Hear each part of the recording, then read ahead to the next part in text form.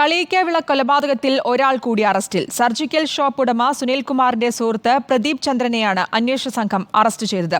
കൊലപാതകത്തിന്റെ മുഖ്യ സൂത്രധാരൻ അമ്പിളിയാണെന്ന് കണ്ടെത്തിയിരുന്നു. അമ്പിളിക്ക് സർജിക്കൽ ബ്ലേഡ് നൽകിയ സുനിലിന്റെ സ്ഥാപനത്തിനെതിരെ ഡ്രഗ്സ് കൺട്രോൾ വിഭാഗം കേസെടുത്തു.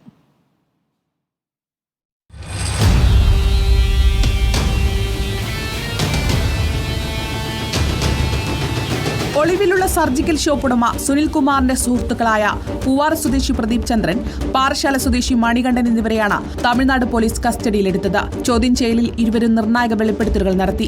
ദീപുവിനെ വകവരുത്താനുള്ള പദ്ധതി ആസൂത്രണം ചെയ്തത് അമ്പിളി തനിച്ചാണെന്ന് കസ്റ്റഡിയിലുള്ള പ്രദീപ് പോലീസിനോട് പറഞ്ഞു. 2 മാസം മുൻപ് തന്നെ ആസൂത്രണം ആരംഭിച്ചിരുന്നുവെന്നും കൃത്യം നടത്താൻ അമ്പിളിയെ അമരവിളയിലെത്തിച്ചത് സുനിലും താനും ചേർന്നാണെന്നും പ്രദീപ് മൊഴി നൽകി. കൊലപാതക ശേഷം വീട്ടിൽ മടങ്ങിയെത്തിയ അമ്പിളി ആദ്യം പോയത് മരണപ്പെട്ട ദീപുവിന്റെ വീട്ടിലാണ്.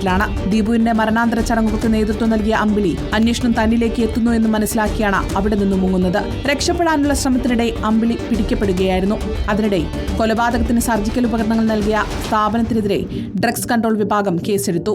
ബ്രദേഴ്സ് സർജിക്കൽ എന്ന സ്ഥാപനം ലൈസൻസ് ഇല്ലാതെയാണ് പ്രവർത്തിച്ചിരുന്നതെന്ന് പരിശോധനയിൽ കണ്ടെത്തി. നെയ്യാറ്റിൻകരയിലും പാറശാലയിലുമുള്ള സ്ഥാപനത്തിന്റെ പ്രവർത്തനം നിർത്തിവെച്ചു. ഒളിവിലുള്ള സർജിക്കൽ ഷോപ്പ് ഉടമ സുനിലിനായി പരിശോധന ശക്തമാക്കിയിട്ടുണ്ട്.